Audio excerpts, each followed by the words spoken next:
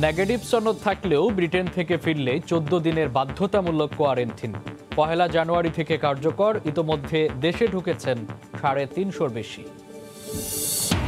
নেতিবাচক প্রচারণা কানে তোলেনি রোহিঙ্গারা। দ্বিতীয় দফায় ভাষান্তর যাচ্ছেন 1,500-এর বেশি। রাতে থাকবে চট্টগ্রামের ট্রানজিট ক্যাম্পে। সাবেক প্রধান বিচারপতি এস.কে. সিনহার নির্দেশেই 4 কোটি টাকার ঋণ জালিয়াতি। আদালতকে জানালেন বড় ভাই ও ভাতিজা। দুর্নীতির প্রমাণ স্পষ্ট, বললেন দুদক আইনজীবী।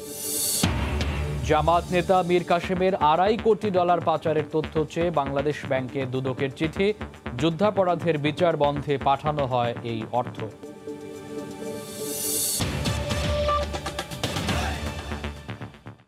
দেখছিলেন শিরোনাম। প্রবাসী সময়ের সঙ্গে আছি আমি মামুন আব্দুল্লাহ। যুক্তরাজ্যে নতুন করোনা সংক্রমণের কারণে দেশটির সঙ্গে ফ্লাইট বন্ধ না করে এবার যাত্রীদের দেশে প্রবেশে কঠোর বিধিনিষেধ আরোপ করতে যাচ্ছে সরকার। 1 জানুয়ারি থেকে ব্রিটেন থেকে দেশে ফিরলেই বাধ্যতামূলক 14 দিনের প্রাতিষ্ঠানিক কোয়ারেন্টিনে থাকতে হবে। এক্ষেত্রে করোনার নেগেটিভ সনদ থাকলেও তা কাজে আসবে না জানিয়ে মন্ত্রিপরিষদ সচিব বলেছেন, ঢাকার পাশাপাশি সিলেটেও কোয়ারেন্টিনের ব্যবস্থা করা হবে। করোনা মহামারীতে প্রায় 1 বছর ধরে ভুগতে থাকা বিশ্বে এখন নতুন আতঙ্কের কারণ রূপ পাল্টেছে এই প্রাণঘাতী ভাইরাস। লন্ডনে নতুন ধরনের করোনার প্রভাবে যখন বিভিন্ন দেশ যোগাযোগ বন্ধ করতে যাচ্ছে, তখনও বাংলাদেশ লন্ডনে ফ্লাইট বন্ধ না করে বরং কড়া বিধিনিষেধ আরোপ করতে যাচ্ছে সেখান থেকে বাংলাদেশে আসা যাত্রীদের ওপর। সোমবার প্রধানমন্ত্রী শেখ হাসিনার সভাপতিত্বে মন্ত্রিপরিষদের নিয়মিত ভার্চুয়াল বৈঠকে সিদ্ধান্ত হয়েছে, লন্ডন থেকে ফিরলেই নেগেটিভ সনদ থাকা সত্ত্বেও প্রাতিষ্ঠানিক কোয়ারেন্টিনে থাকতে হবে যে কোনো যাত্রীকে। বৈঠক শেষে সচিবালয়ে গণমাধ্যমে এ নিয়ে ব্রিফিং করেন মন্ত্রিপরিষদ সচিব। লন্ডন ফ্লাইট থেকে যেই আসুক, তার যদি গতকালকেরও আপনার থাকে নেগেটিভ থাকে, তারপরেও তাকে কম্পালসারি প্রাতিষ্ঠানিক কোয়ারেন্টাইনে থাকতে হবে। লন্ডন ফেরত যাত্রীদের প্রাতিষ্ঠানিক কোয়ারেন্টিনের জন্য ঢাকায় দিয়াবাড়ি ও হজ ক্যাম্পের পাশাপাশি সিলেটেও ব্যবস্থা রাখার কথা ভাবছে সরকার, জানিয়েছেন সচিব। যে আমাদের যে প্রাতিষ্ঠানিক কোয়ারেন্টাইন দিয়াবাড়িতে আর যে হজ ক্যাম্পে আছে, সেইখানে থাকবে 14 দিন, আর কিছু হোটেলের ব্যবস্থা রাখতে হবে। এছাড়া হজ ব্যবস্থাপনা সুশৃঙ্খল ও জবাবদিহিমূলক করতে নতুন একটি আইনের নীতিগত সিদ্ধান্ত নিয়েছে সরকার। এখন থেকে সৌদিতে গিয়ে কোনো এজেন্সি হাজির সঙ্গে চুক্তিভঙ্গ করলে তাকে দেশে ফিরে সাজা পেতে হবে বলে জানান মন্ত্রিপরিষদ সচিব। হজের চুক্তি এখানে হওয়ার পরে কেউ গিয়ে যদি ওই দেশেও ঠকায়, তাহলে সেটাও সেই অপরাধটা এইখানে করা হয়েছে বলে গণ্য হবে। হজ এজেন্সির সত্ত্বাধারীকে এসব ক্ষেত্রে নিবন্ধন বাতিল করা যাবে এবং 50 লক্ষ টাকা, আর ওমরা এজেন্সির ক্ষেত্রে 15 লক্ষ টাকা পর্যন্ত জরিমানা করা যাবে। দেশের মহাসড়কগুলোতে অবৈধ স্থাপনা নির্মাণের সাজা হিসেবে 2 বছরের জেল ও 5 লাখ টাকা জরিমানার বিধান রেখে মহাসড়ক আইনেও নীতিগত অনুমোদন দিয়েছে মন্ত্রিপরিষদ। কোনো প্রকার ফসল, খড় বা অনুরূপ কোনো পণ্য মহাসড়কে সে শুকাতে পারবে না। দেবাশিস রায়, সময় সংবাদ, ঢাকা। এদিকে 167 জন যাত্রী নিয়ে লন্ডন থেকে সোমবার দুপুরে দেশে ফেরে বাংলাদেশ বিমানের একটি ফ্লাইট। সিলেট ওসমানী বিমানবন্দরে 144 যাত্রীকে নামিয়ে দিয়ে 23 যাত্রী নিয়ে ঢাকায় পৌঁছায়। সব যাত্রীর কাছে কোভিড নেগেটিভ সার্টিফিকেট রয়েছে বলে জানিয়েছে বিমানবন্দর কর্তৃপক্ষ। নির্ধারিত সময়ের 20 মিনিট আগে সোমবার দুপুর 12টা 10 মিনিটে ওসমানী আন্তর্জাতিক বিমানবন্দরের রানওয়ে স্পর্শ করে লন্ডন থেকে আসা বিমানটি। সব যাত্রী বিমানবন্দরের হেলথ ডেস্কে লন্ডন থেকে নিয়ে আসা কোভিড-19-এর নেগেটিভ সার্টিফিকেট জমা দিয়ে স্বাস্থ্য পরীক্ষা শেষে অন্যান্য আনুষ্ঠানিকতা সারেন। যাত্রীরা জানান, নেগেটিভ সনদ ছাড়া কোনো যাত্রীকে বিমানে উঠতে দেওয়া হয়নি। বিমানবন্দরের এখন তো খুবই ভালো অবস্থা। আমাদের প্যাসেঞ্জারদের এখন অনেক শৃঙ্খলা দেখতেছি। ইউকের সাথে কম্পেয়ার করলে মনে হয় অনেক ইমপ্রুভ হয়েছে। বিমানবন্দরে নেগেটিভ সার্টিফিকেট ছাড়া আপনাকে চেক ইন করতে দেওয়া হবে না। এখানে খুব কড়াকড়ি এবং খুব থারালি তারা চেক ইন করতেছে। আমার তো মনে হয় বাংলাদেশে ভালো। হ্যাঁ, ইংল্যান্ডে এখন প্রচুর সমস্যা, প্রতিদিনই 30,000 to 35,000 পজিটিভ হচ্ছে। সব যাত্রীর কোভিড-19 পরীক্ষায় পর্যাপ্ত ব্যবস্থা রয়েছে বলে জানান বিমানবন্দর ব্যবস্থাপক। আমাদের এখানে প্রচলিত পরীক্ষা, তার মধ্যে আমরা তীক্ষ্ণ নজর রাখছি যাতে কোনো কোভিড নেগেটিভ সার্টিফিকেট ছাড়া কেউ ট্রাভেলই করতে পারছেন না, অধিকন্তু তাদের কারো যদি কোনো উপসর্গ কোভিড-19-এর কোনো উপসর্গ দেখা দেয় সেটার ব্যাপারে যত্নবান সেটা নজরদারি করার জন্য যত্নবান আছেন আমাদের স্বাস্থ্য বিভাগ কাউকে যদি ডাউট করেন, কোনো ধরনের ডাউট করেন, সেই ক্ষেত্রে নিয়ম অনুযায়ী আমাদের কোয়ারেন্টাইন ব্যবস্থা আছে। বৃহস্পতিবার 202 জন যাত্রী নিয়ে বিমানের একই ফ্লাইট লন্ডন থেকে বাংলাদেশে আসে। ইকরামুল কবির, সময় সংবাদ, সিলেট। দীর্ঘদিনের টিকাদান কর্মসূচির অভিজ্ঞতা কাজে লাগিয়ে করোনার ভ্যাকসিন দেওয়ার পরিকল্পনা সাজাচ্ছে সরকার। কমিউনিটি ক্লিনিক থেকে মেডিকেল কলেজ হাসপাতাল সবখানেই করা হবে টিকা কেন্দ্র। নতুন করে নার্সদের যুক্ত করা হবে এই প্রক্রিয়ায়। তবে টিকা দেওয়ার আগে পরিকল্পনা যাচাই করার তাগিদ দিয়েছেন বিশেষজ্ঞরা। রাশেদ লিমনের রিপোর্ট। করোনার ভ্যাকসিন আসছে বাংলাদেশেও। সবকিছু ঠিকঠাক থাকলে মাসখানেকের মধ্যেই অক্সফোর্ডের টিকার প্রথম চালান আসবে দেশে। সিরামের মাধ্যমে ক্রয় করা 3 কোটির সঙ্গে যুক্ত হবে বিশ্ব স্বাস্থ্য সংস্থার অনুদানে পাওয়া 6,40,00,000। মোট 9,40,00,000 ডোজ, যা প্রয়োগ করা হবে 4,70,00,000 মানুষকে। প্রশ্ন হলো, এই বিশাল জনগোষ্ঠীকে টিকা দিতে সক্ষমতা কতটুকু বাংলাদেশের? অধিদপ্তর বলছে, দীর্ঘদিনের টিকাদান কর্মসূচির অভিজ্ঞতা কাজে আসবে এবার। সঙ্গে যুক্ত হবে প্রশিক্ষিত নার্স। আমরা একটা ফ্রন্ট লাইনার তালিকা তৈরি করেছি। তাই এই ফ্রন্ট লাইনারদেরকে আমরা প্রথম ভ্যাকসিনেশন করব। তার মধ্যে থাকবে চিকিৎসা শাস্ত্রের সাথে যারা জড়িত বা চিকিৎসা ব্যবস্থার সাথে যারা জড়িত, যেমন ডাক্তার, নার্স বা সেবাকর্মী, তারা প্রথম ভ্যাকসিনেশন পাবে। সবার আগে টিকা পাবে ফ্রন্টলাইনাররা, আর কেন্দ্র হবে ইউনিয়ন থেকে ওয়ার্ড কিংবা মেডিকেল কলেজ। 22,000 স্বাস্থ্যকর্মী রয়েছে যারা ভ্যাকসিন প্রদান করে। তো তাদের সাথে সাথে এবার আমরা আরও আমাদের যে নার্স যারা আছে, WV, তারপরে SSCMO, তাদেরকেও আমরা সম্পৃক্ত করব। সুতরাং আমাদের ভ্যাকসিন প্রদানের সক্ষমতা আমাদের পুরোপুরি আছে। মোট 6 জনের একটা টিম থাকবে। আমরা তাদেরকে প্রশিক্ষণ দিব, খুব শীঘ্রই আমরা প্রশিক্ষণ শুরু করে দেব। তবে পরিকল্পনা ঝালিয়ে নিয়ে প্রয়োজনে পরীক্ষামূলক কার্যক্রম চালানোর পরামর্শ বিশেষজ্ঞদের। পরিকল্পনাটাকে একটু ট্রাই দিয়ে নেওয়া যে আমরা কিভাবে করব, যাতে করে আমরা যখন শুরু করব তখন যেন কোনো বিশৃঙ্খলা বা কারো মনে অসন্তুষ্টি না হওয়া, এটা যেন না হয়। মাল্টি সেক্টরাল কমিটি বানানো, তাহলে হবে কি, ভুলগুলো কম হবে। তারপরেও যে কিছু সমস্যা থাকবে না তা না, তো সেই জন্য আমাদের কিছু লিভিং ডকুমেন্ট রাখতে হবে। এছাড়া এই প্রক্রিয়ায় কেউ যেন অনৈতিক সুবিধা না পায় সে বিষয়টিও গুরুত্ব দিয়ে দেখার তাগিদ তাদের। রাশেদ লিমন, সময় সংবাদ, ঢাকা। জার্মানি সহ ইউরোপের বিভিন্ন দেশে চলছে করোনা টিকাদান। ফাইজার বায়োনটেকের ভ্যাকসিনেশন কার্যক্রম শুরু হওয়ায় আশার আলো দেখছেন প্রবাসী সহ স্থানীয়রাও। জার্মানি ও ইউরোপের করোনা পরিস্থিতি ও ভ্যাকসিন দেওয়ার খবর জানাতে এই মুহূর্তে বার্লিনে আছেন সহকর্মী বিটু বোরা। সরাসরি চলে যাচ্ছি তার কাছে। বিটু। ভ্রমণ এই মধ্যরাতে বার্লিন থেকে আপনাকে শুভেচ্ছা জানাচ্ছি। সেই সাথে কিছু সুখ দুঃখের কথা আপনার সাথে ভাগ করব। শুরুতেই হচ্ছে, রোববার থেকে আপনি জানেন জার্মানি সহ পুরো ইউরোপেই কিন্তু টিকাদান যে কর্মসূচি সেটি কিন্তু শুরু হয়েছে, এবং 440টিরও বেশি মোবাইল টিম যাকে বলে, এই মোবাইল টিমের মাধ্যমে যারা সেনাবাহিনীর তত্ত্বাবধান করছেন এই টিকা কেন্দ্রগুলোতে, তারা কিন্তু টিকা এক জায়গা থেকে আরেক জায়গায় নিয়ে যাচ্ছেন, এবং সেখানে 80 বছরের ঊর্ধ্বে যারা বৃদ্ধ আছেন বা প্রবীণ নিবাসগুলোতে যারা বসবাস করছেন তাদেরকে দিচ্ছেন। এবং সেই সাথে বার্লিনে বিশেষ করে আমি বলবো যে এখানে 6টি সেন্টার উদ্বোধন করা হয়েছে, টিকা কেন্দ্র যেটিকে বলা হয়।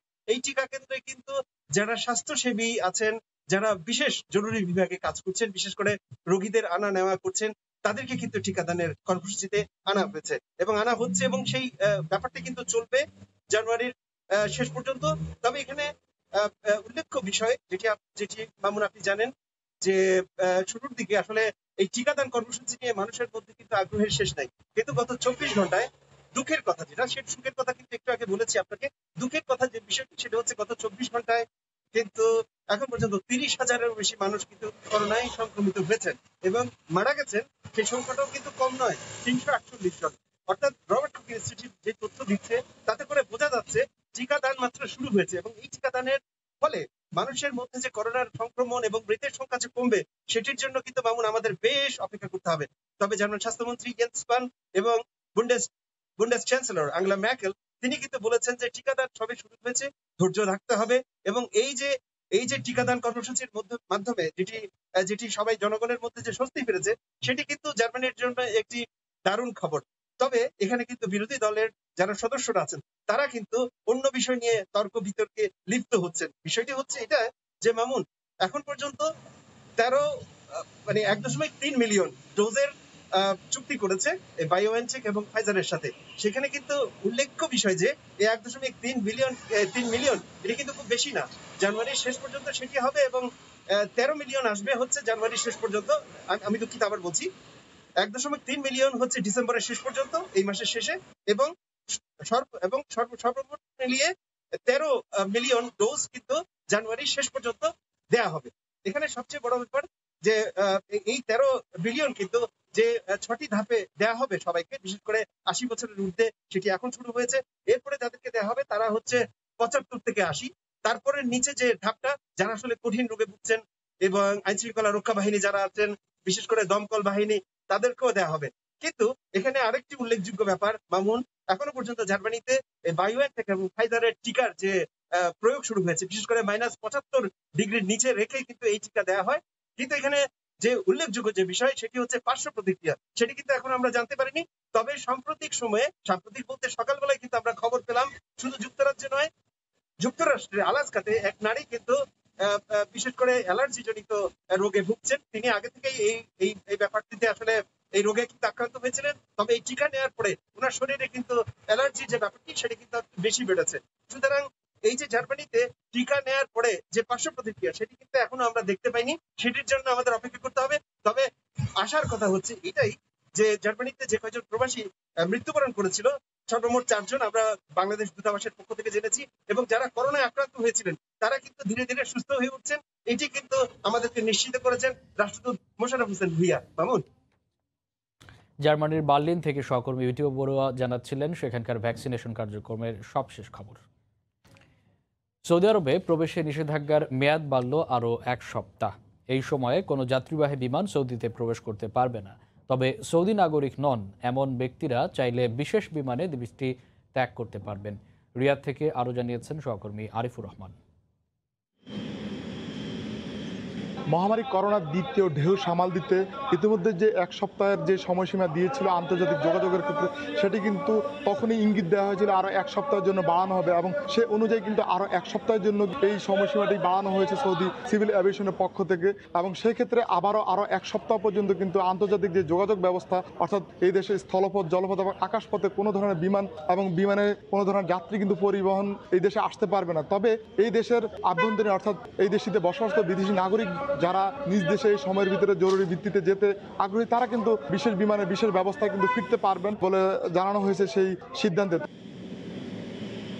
এই মুহূর্তে সবচেয়ে বেশি সমস্যার ভিতরে আছেন যে সমস্ত প্রবাসীরা ইতিমধ্যে এই সময়ের ভিতরে দেশে যাওয়ার আগ্রহী ছিলেন এবং যারা টিকিট সংগ্রহ করেছেন, তারাই কিন্তু এখন এক ধরনের সমস্যার সম্মুখীন আছেন যে তারা তাদের যে নির্ধারিত ডেট, সেই ডেট অনুযায়ী যেহেতু ফ্লাইট পরিচালিত হয়নি, তার কারণে তারা যেতে পারছেন না।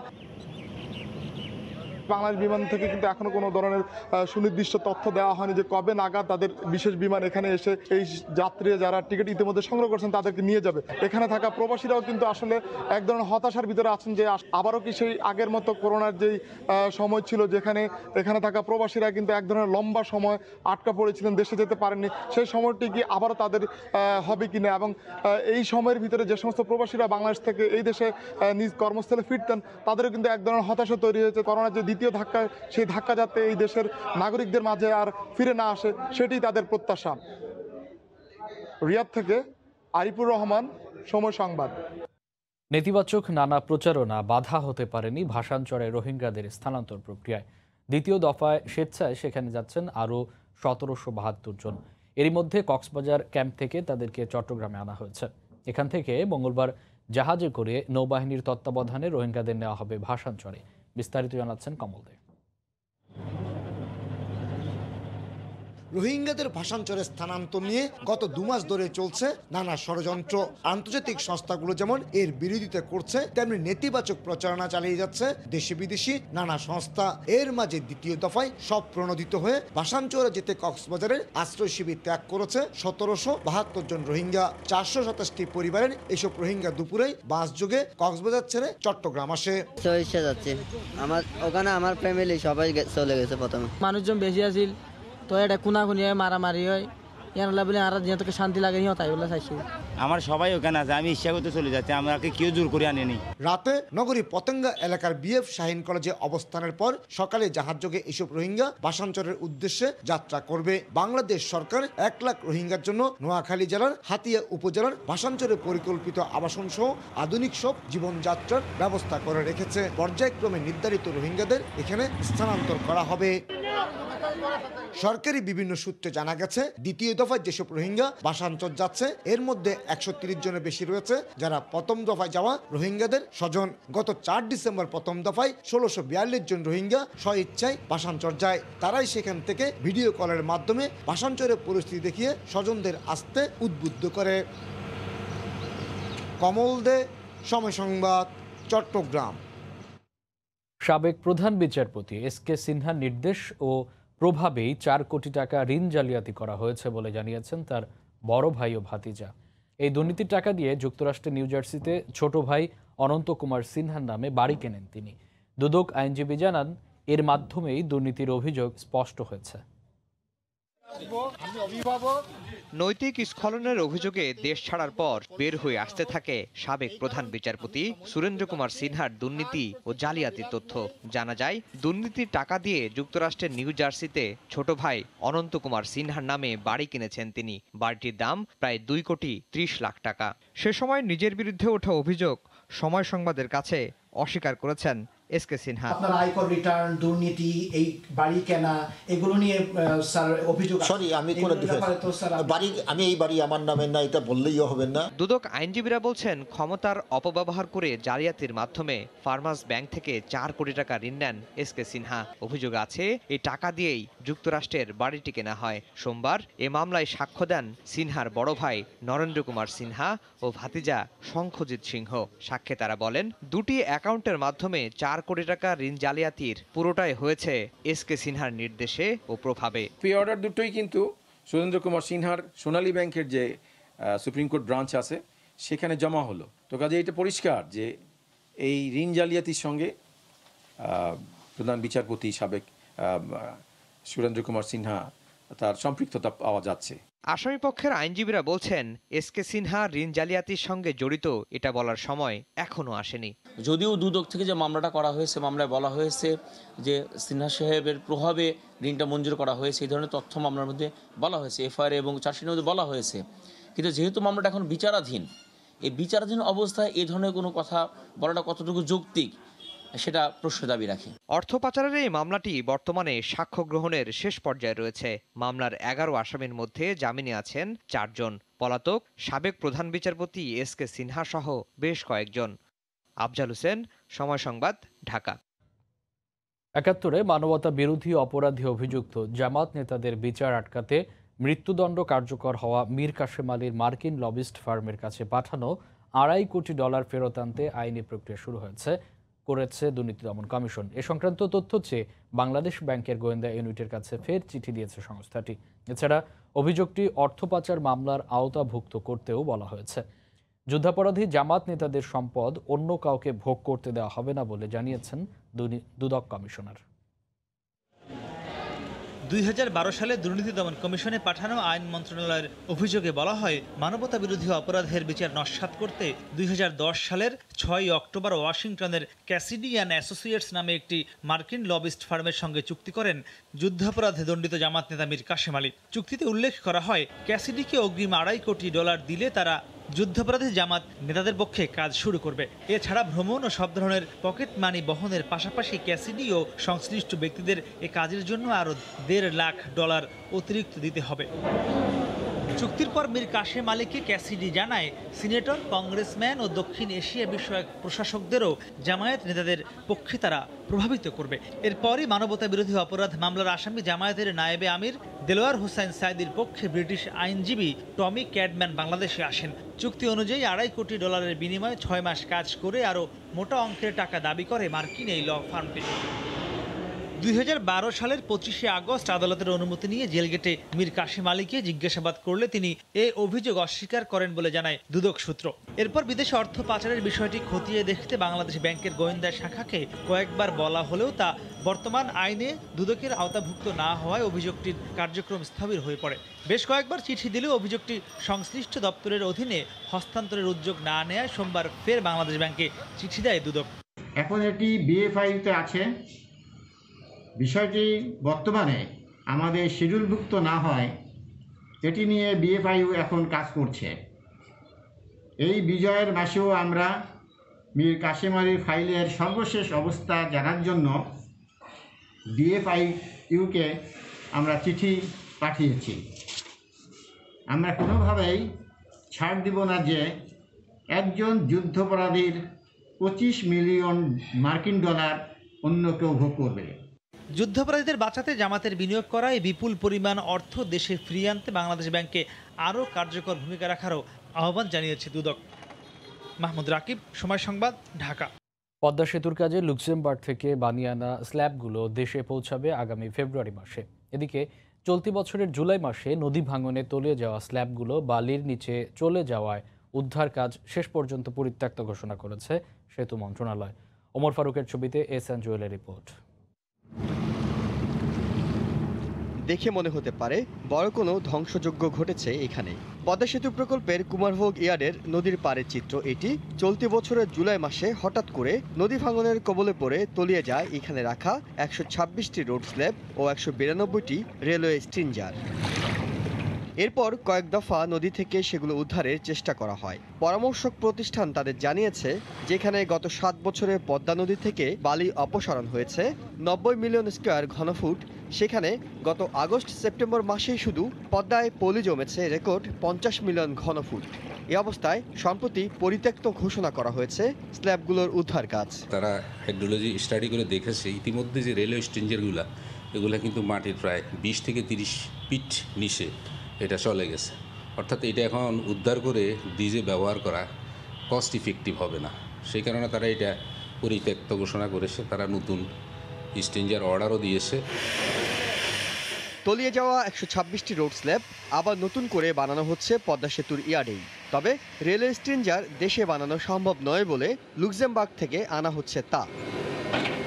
রহস্যময় পদ্মার একুল ভাঙে অকুল গড়ে। তবে ভাঙা ঘর আর এই খেলা বিপজ্জনক হয়ে উঠতে পারে মূল সেতুর অবকাঠামোর জন্য। তাই নদী শাসনের এলাকা বাড়িয়েও চেষ্টা করা হচ্ছে আগামী বর্ষার আগে ভাঙনপ্রবণ এলাকাগুলোতে প্রতিরক্ষা ব্যবস্থা গড়ে তোলার। এহসান জুয়েল, সময় সংবাদ, মাওয়া, মুন্সিগঞ্জ। 2 মাস পর দেশে আসার বিষয়ে একই বুলি আওড়াইলেন 3600 কোটি টাকা আত্মসাৎ করে লাপাত্তা পিকে হালদার। সোমবার রাতে সময় সংবাদকে তিনি এই কথা জানান। দ্রুত দেশে ফিরে আইনি লড়াই করবেন। অর্ধশতাধিক গার্লফ্রেন্ড ও 300 কোটি টাকা আত্মসাতের বিষয়টিও বেমালুম অস্বীকার করেন পিকে। পিকে হালদার হালের সবচেয়ে আলোচিত নাম। 4টি প্রতিষ্ঠান থেকে প্রায় 3600 কোটি টাকা নিয়ে লাপাত্তা। তাকে ধরতে ইন্টারপোলের সঙ্গে চিঠি চালাচালি করছে সরকার। এর মধ্যে লোকচক্ষুর অন্তরালে থাকা পিকে বিদেশে বসে গণমাধ্যমের সঙ্গে নিজের বিরুদ্ধে ওঠা অর্থ পাচারের অভিযোগ নিয়ে কথা বললেন। এবছর অক্টোবরের 25 তারিখ দেশে ফিরে আদালতের হেফাজতে থেকে আইনি লড়াই করার ঘোষণা দিয়েও কোনো কারণ না দেখিয়ে তা বাতিল করেছিলেন তিনি। এরপর গত 2 মাসে অর্ধশতাধিক গার্লফ্রেন্ডের অ্যাকাউন্টে আরও প্রায় 100 কোটি টাকার লেনদেনের প্রমাণ পায় দুদক। এসবের মধ্যে সোমবার গণমাধ্যমে আগের বুলি আওড়ালেন পিকে হালদার। অনলাইনে যুক্ত হয়ে সময় সংবাদের কাছে তিনি দাবি করেন তার কোনো গার্লফ্রেন্ডই নেই। যাদের নাম এসেছে তারা সবাই তার বিভিন্ন অফিসের কর্মকর্তা। মহামান্য আদালত কোনো না কোনো আইনগত কারণে আমাকে অর্ডার দিয়েছে যে আমাকে আসতে পারি অ্যারেস্ট করা হবে। তখন আমি মানসিকভাবে হতাশাগ্রস্ত হয়ে যাই তাৎক্ষণিকভাবে, এবং সেই জন্য আশাটা পিছিয়ে দিয়েছিলাম। দ্বিতীয়ত আরেকটা কারণ ছিল, তখন আবার করোনা পজিটিভ ছিল। আমি এই জন্য তখন বাংলাদেশে আসতে পেরে নাই। বাট আমি এখনো ব্যর্থহীনভাবে বলতেছি আমি বাংলাদেশে আসতে চাই এবং আমি অচিরেই বাংলাদেশ আসবো। আমার দীর্ঘ ক্যারিয়ারে যদি কোনো মেয়ে কোনো সময় কাজ করে থাকে, তার মানে তো তারা সেটা আমার গার্লফ্রেন্ড না। আপনার কোর্টে গেলেও তো প্রচুর মহিলা আইনজীবী আছে, তার মানে কি এরা কারুর না কারুর অন্য আইনজীবীদের গার্লফ্রেন্ড? দুদক সহ আর্থিক প্রতিষ্ঠান থেকে তার বিরুদ্ধে শত শত কোটি টাকা বিদেশে পাচারের স্পষ্ট অভিযোগ তুললেও পিকে হালদার তার সব মিথ্যা বলে দাবি করেন। আমার একটা মাত্র লায়াবিলিটি আছে, সেটা হচ্ছে আল আরাফা ব্যাংকে, এবং এটা 25 থেকে 27 কোটি টাকা হবে। এটা এক্সাক্ট ফিগার পেতেই হবে। ওনারা শুধুমাত্র এফআইআর বলেছেন যে অন্যের নামে আরো প্রায় 15-20 জনের নামে যে অর্থ আছে সেটা আমি বেনামে নিয়েছি, বাট প্রত্যেকটা লোকই ইন্ডিপেন্ডেন্ট লোক। ক্যাসিনো কাণ্ড ধামাচাপা দিতেই তার বিরুদ্ধে একটি গোষ্ঠী এসব করছে বলেও দাবি করেন অজ্ঞাত দেশে পালিয়ে থাকা এনআরবি গ্লোবাল ব্যাংকের সাবেক এমডি পিকে হালদার। মাহমুদ রাকিব, সময় সংবাদ, ঢাকা। বাংলাদেশ নিয়ে যারা ষড়যন্ত্রের খেলা খেলতে চায় তাদের রুখে দেওয়ার হুঁশিয়ারি দিয়েছেন নারায়ণগঞ্জ 4 আসনের সংসদ সদস্য শামীম ওসমান। সোমবার সন্ধ্যায় বন্দর উপজেলার কিয়াঘাট এলাকায় আওয়ামী লীগের কর্মী সমাবেশে প্রধান অতিথির বক্তব্যে তিনি এই হুঁশিয়ারি দেন। সমাবেশে সভাপতিত্ব করেন বন্দর উপজেলা আওয়ামী লীগের সভাপতি এম এ রশিদ। এতে মহানগর আওয়ামী লীগের সাধারণ সম্পাদক অ্যাডভোকেট খোকন সাহা ও শহর যুবলীগের সভাপতি শাহাদাত হোসেন সাজনু সহ স্থানীয় নেতাকর্মীরা বক্তব্য রাখেন।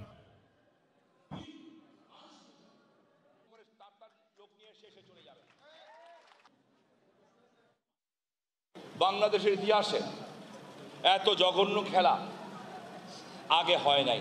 যেদিন ওখানে হাতুড়ি পড়ছে সেদিন থেকে বুকের ভিতরে রক্তক্ষরণ হচ্ছে। 9 তারিখে ঘন্টা বাজাবো এবং এই ঘন্টা এমনভাবে বাজবে, এত জোরে আওয়াজ হবে এই ঘন্টার, যারা বাংলাদেশ নিয়ে খেলতে চায় তাদের বুকের পাঁজর যাতে বন্ধ হয়ে যায়। নানা টালবাহানার পর যুক্তরাষ্ট্রে করোনা মোকাবেলায় দ্বিতীয় প্রণোদনার বিলে সই করেছেন মার্কিন বিদায়ী প্রেসিডেন্ট ডোনাল্ড ট্রাম্প। এর ফলে বেকার, বৃদ্ধসহ দেশটির বিভিন্ন শ্রেণী পেশার মানুষ সরকারিভাবে আর্থিক সহায়তা পাবে।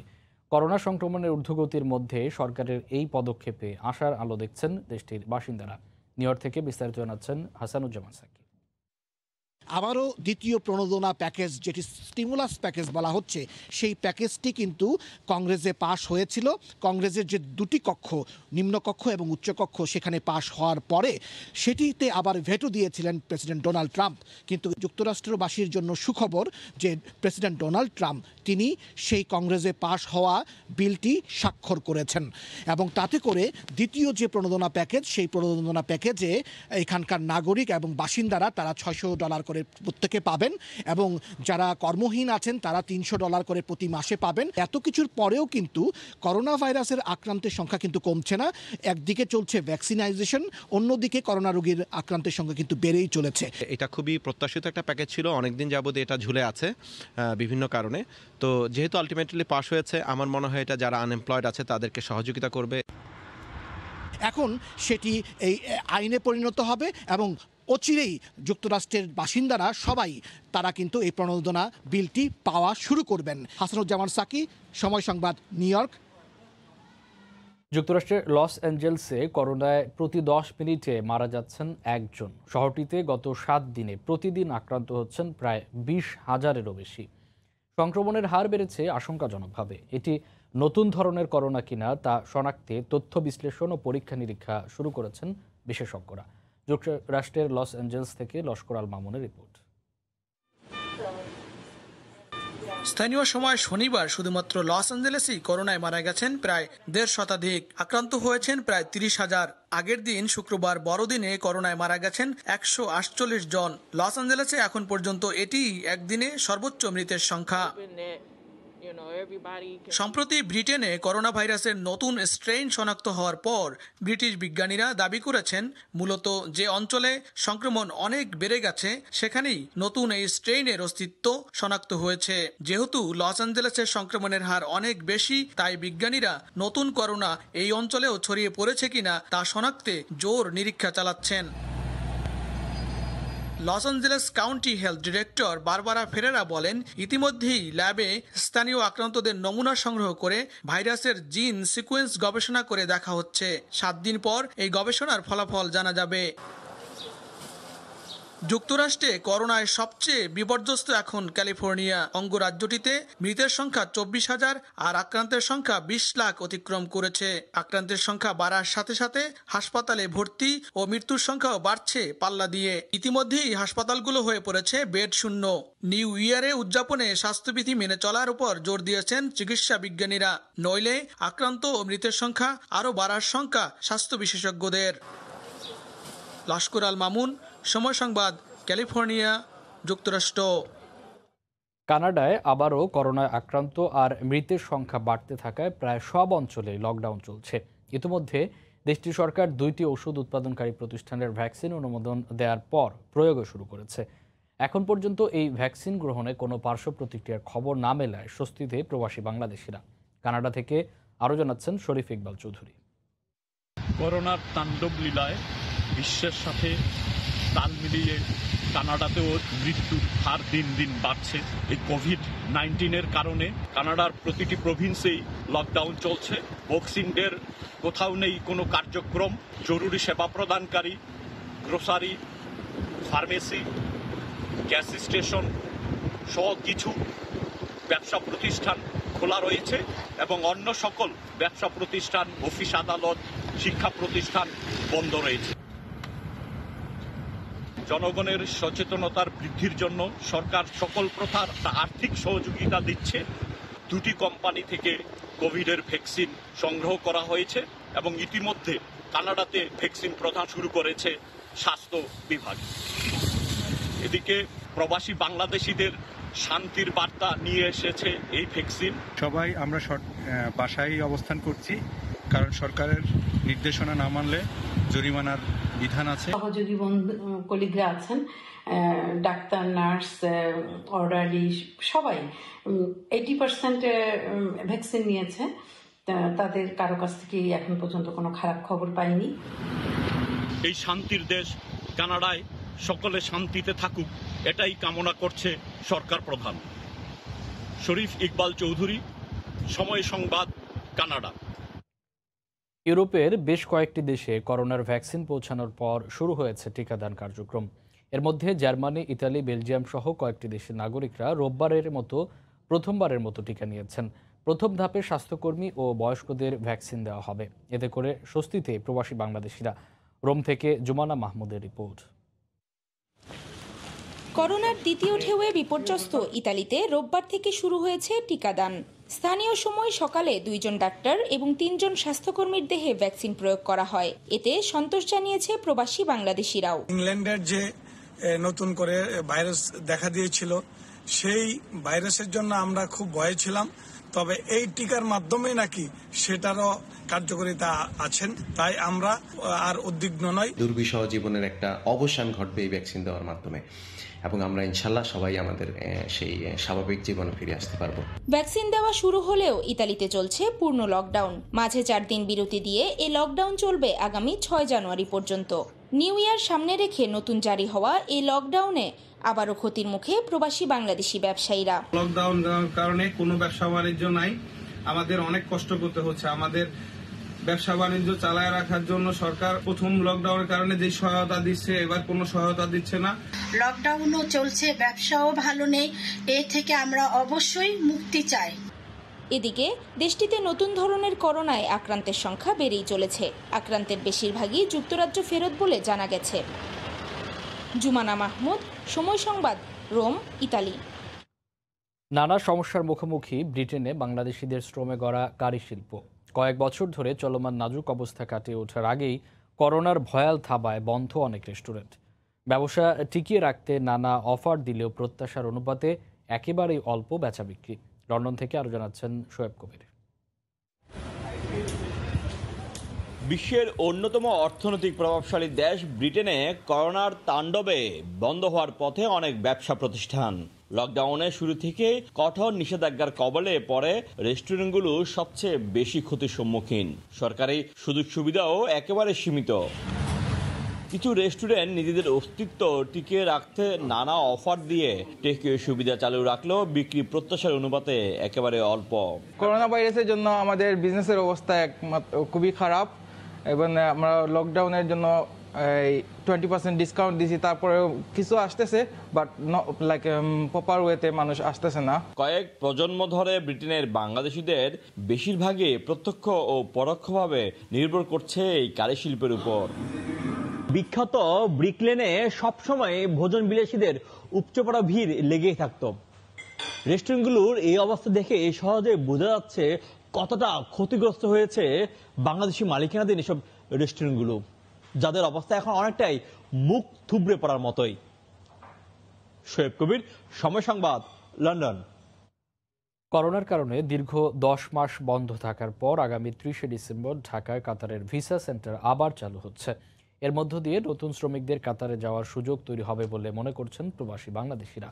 কাতার প্রতিনিধি আনোয়ার হোসেন মামুনের তথ্য ছবি নিয়ে রিপোর্ট। করোনা মহামারীর কারণে দীর্ঘ 10 মাস বন্ধ ছিল ঢাকায় অবস্থিত কাতারের ভিসা সেন্টার।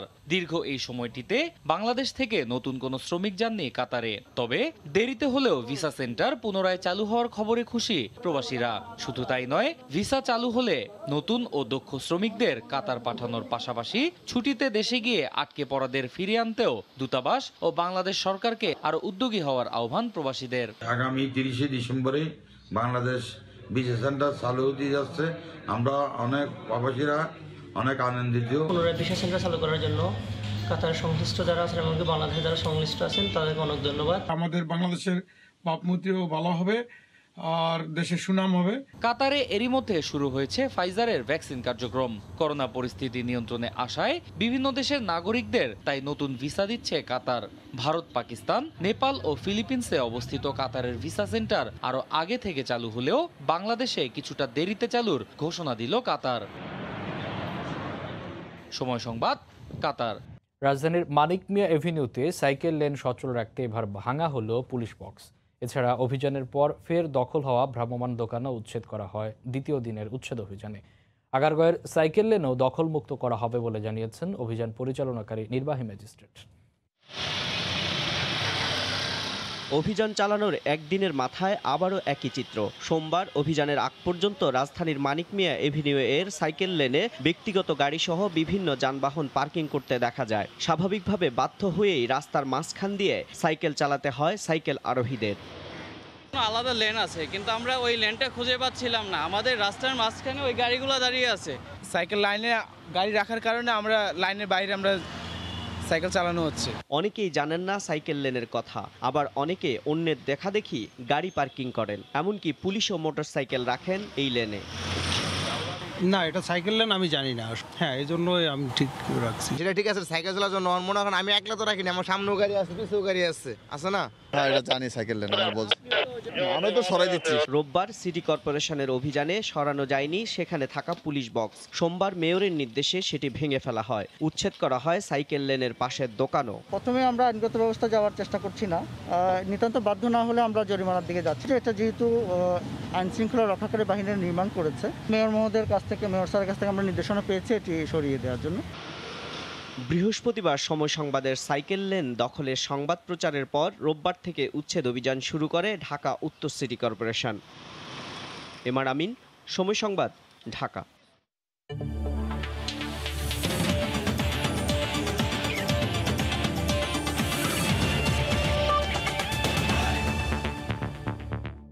বাংলাদেশ ক্রিকেট দলের স্থগিত থাকা শ্রীলঙ্কা সফর হতে পারে এপ্রিলে, জানিয়েছেন বিসিবির প্রধান নির্বাহী কর্মকর্তা Nizamuddin Chowdhury Sujan.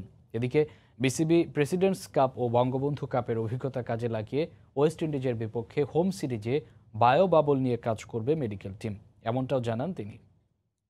We would be compelled to call off the tour. ওদেরকে জানিয়ে দিয়েছি যে এটা সম্ভব না রিশিডিউল করার জন্য।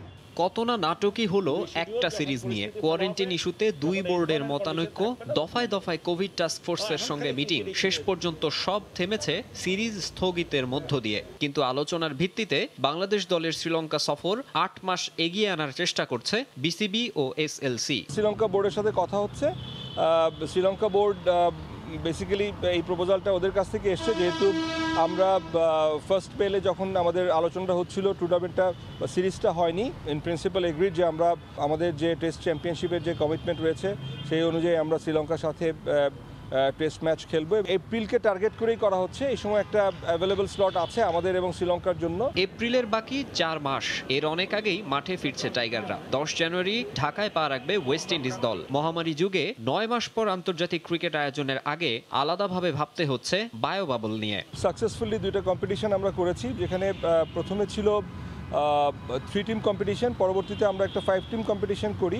আমাদের একটা এক্সপার্টিস গ্রুপ ডেভেলপ করে গেছে। আমরা মোটামুটি জানি যে আমাদের কোন কোন এরিয়াতে বেশি স্ট্রিক্ট হতে হবে। এটা ইন্টারন্যাশনাল সিরিজ, 2টা টিমের পার্টিসিপেশনে এই সিরিজটা হয়ে থাকে। সেক্ষেত্রে এটা আমাদের জন্য আরও ইজি হবে। ক্যারিবীয়রা যখন বাংলাদেশে অবস্থান করবে সে সময়ই সংযুক্ত আরব আমিরাতে শুরু হবে টি10 লিগ। 28 জানুয়ারি থেকে শুরু হতে যাওয়া এ আসরে বাংলাদেশ থেকে ডাক পেয়েছেন তাসকিন, মোসাদ্দেক, শেখ মেহেদী, নাসিররা। তবে আমিরাতে তাদের খেলার অনুমতি দেয়া প্রসঙ্গে আগের অবস্থানেই আছে board. Most of the players যারা এই টুর্নামেন্টের জন্য সুযোগ পেয়েছে তারা আমাদের যে ওয়েস্ট ইন্ডিজ ট্যুরের সময় যাদের অনেকেই যেহেতু ইনক্লুডেড, সেক্ষেত্রে সুযোগটা আমার কাছে খুবই কম মনে হচ্ছে। বিসিবি সিইও আরও জানান, শিগগিরই বাংলাদেশে আসবেন জাতীয় দলের ব্যাটিং পরামর্শক ও নারী দলের হেড কোচ। মাকসুম আলম খান, সময় সংবাদ, ঢাকা। এ পর্যায়ে শীর্ষ সংবাদ জানিয়ে দিচ্ছে আরেকবার।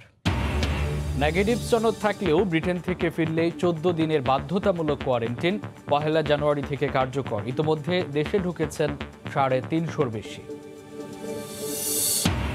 নেতিবাচক প্রচারণা কানে তোলেনি রোহিঙ্গারা। দ্বিতীয় দফায় ভাষান্তর যাচ্ছেন 1,500-এর বেশি।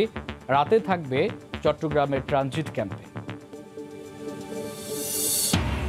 এবং সাবেক প্রধান বিচারপতি এস.কে. সিনহার নির্দেশে 4 কোটি টাকা ঋণ জালিয়াতি। আদালতকে জানালেন বড় ভাই ও ভাতিজা। দুর্নীতির প্রমাণ স্পষ্ট বললেন দুদক আইনজীবী। এই ছিল প্রবাসের সময়। সঙ্গে থাকুন সময়।